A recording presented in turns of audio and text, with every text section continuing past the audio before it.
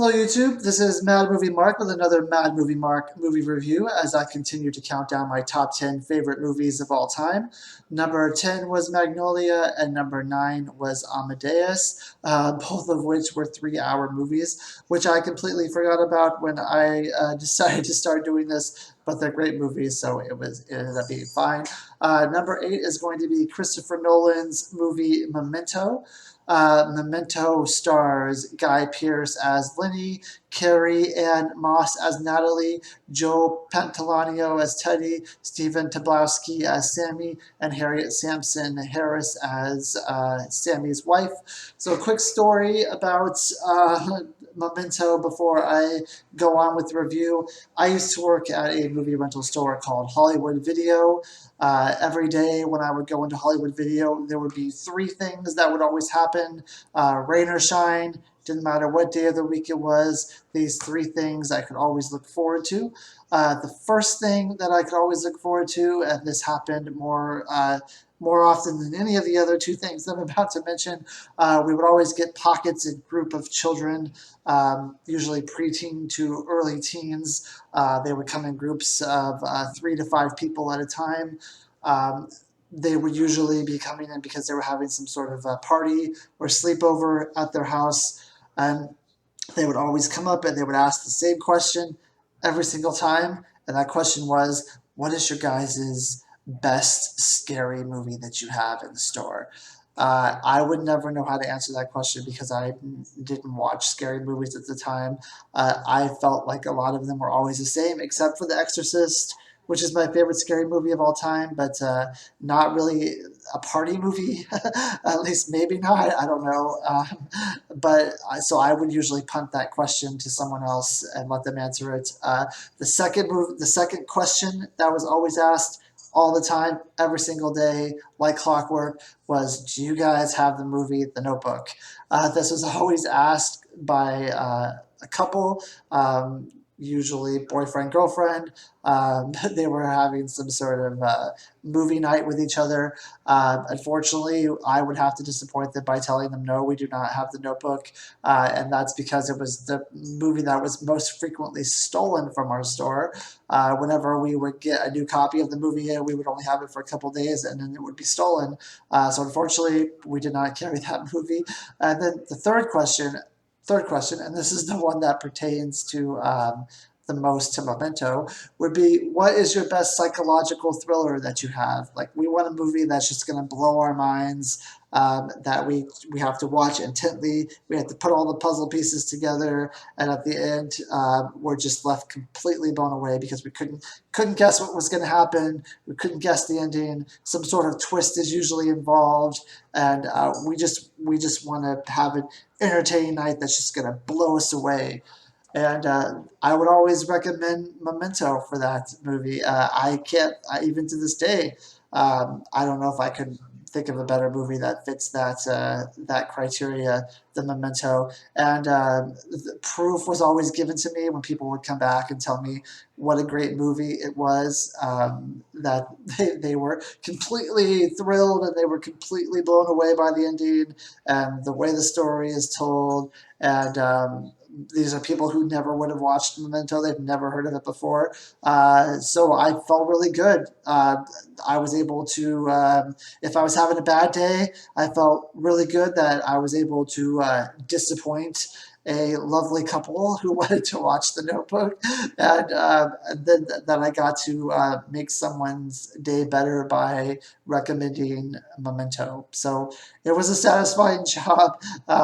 Every day I knew that I would feel better because I would be asked these questions and I would know how to answer them, and it was great. It was a nice job for 2 years, and I'm happy that I did it.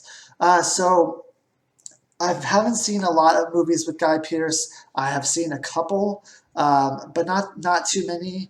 I don't know why.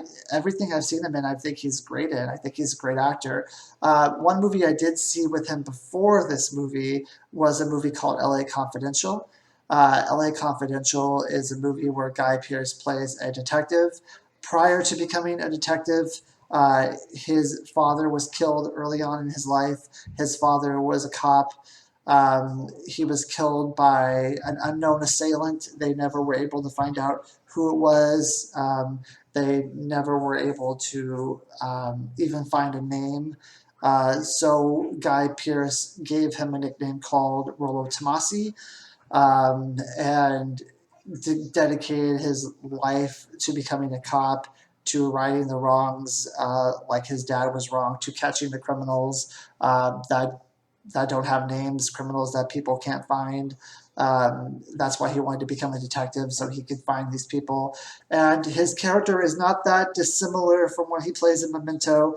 The motives are similar. He has his kind of his own Rollo Tomasi that he's chasing in Memento. We'll get to all that later. I just kind of wanted to compare these two movies and these two characters because I don't have a lot of Guy Pearce comparisons. But what little evidence I do have, it looks like he likes to play these type of characters that wants to seek justice and wants to right the wrongs and put the puzzle pieces together, kind of like my guest clients at Hollywood Video. There's also one of the other characters in this movie, Joe Pantolliano, who plays Teddy. I'm very bad at typecasting people. Like you could probably see with LA Confidential. Joe Pantolliano was in a couple movies that I had seen before this, where he plays the same character, The Fugitive and LA Confidential. So in this movie, I just kept calling him the guy from The Fugitive. So if at some point in this review, instead of calling him Teddy, I call him that guy from The Fugitive, I apologize. Christopher Nolan did do me a solid with this movie, where he gave the main characters all one-word names: Lenny, Natalie, Teddy, Sammy. So thanks for doing that, Christopher Nolan. That makes my life a lot easier. And you didn't put a lot of characters in the movie, which also makes my life a lot easier. So thank you. I'm sure you did that just for me, and I appreciate that. So back to the review. Lenny is a character played by Guy Pearce, who he is an insurance claims investigator. He wakes up one day and he notices his wife is no longer laying next to him in bed. He hears a scream. He goes to investigate. His wife has been raped and murdered by an assailant, by someone who broke into his house. At this point, he has a gun because he knows that something is going on. He shoots the guy in his house. Then he goes on to check on his wife, not knowing that there is another person in the house. So there's an accomplice who finds Guy Pearce and is able to kind of take his head and push it into a glass cabinet. Guy Pearce falls to the floor, blood comes from his head, and then we learn that he's no longer able to make new memories. He can remember things up until this point, but he can't remember anything after. He has taken it upon himself. He wants to get revenge on his wife. He wants to revenge for his wife. He wants to murder the guy who killed his wife.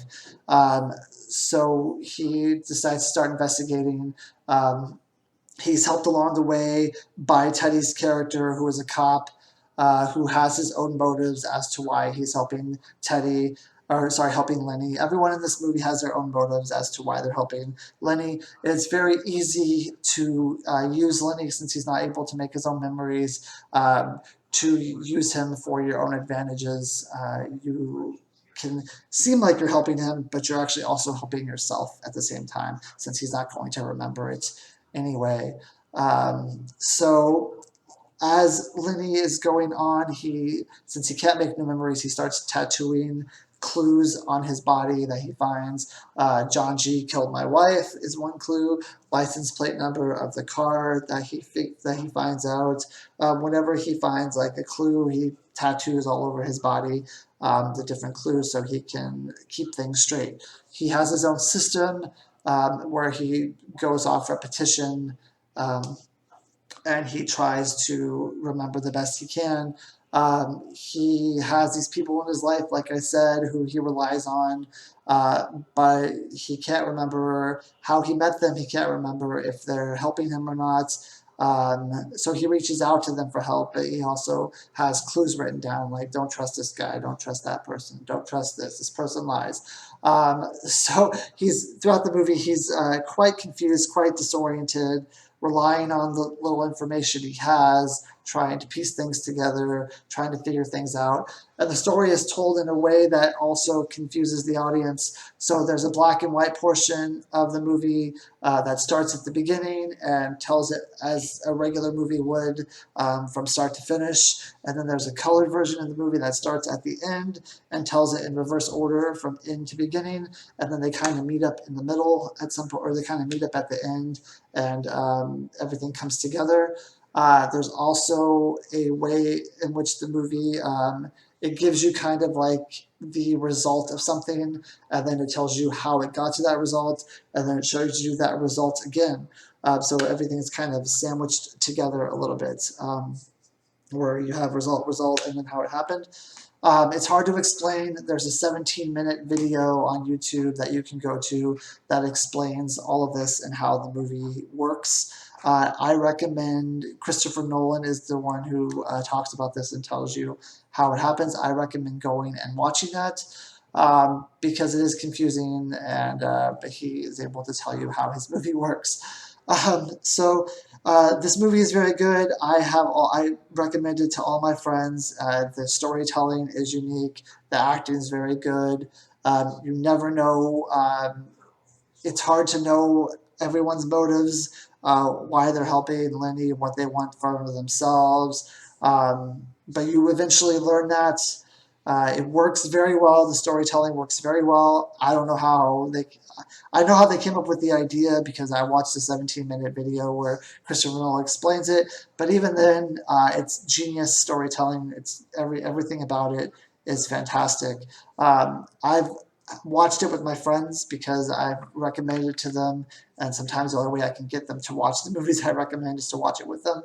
And I am someone who's focused on movies. I will sit there and I'll watch every little detail. I'll try to figure out what's going on. I have friends who are not that way. They're on their phone. They're looking at Facebook. They're looking at Instagram. They're looking at Twitter, which I'm on Twitter. If you would like to follow me, you can also like and subscribe this video if you would like. And they're on their phone for like 5 or 10 minutes, and then they'll put it down and they'll look at the movie and they're like, this movie doesn't make any sense.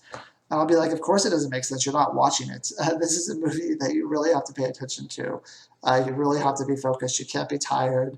You have to know what's going on.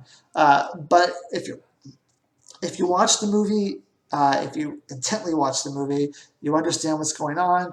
You are able to put the pieces together. This probably has one of the best payoffs that any movie will ever have.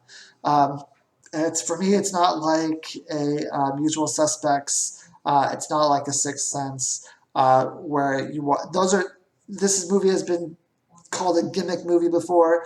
I would call the other two movies more gimmicky because once you know the gimmick and once you know what's going on, you probably won't watch it that often again.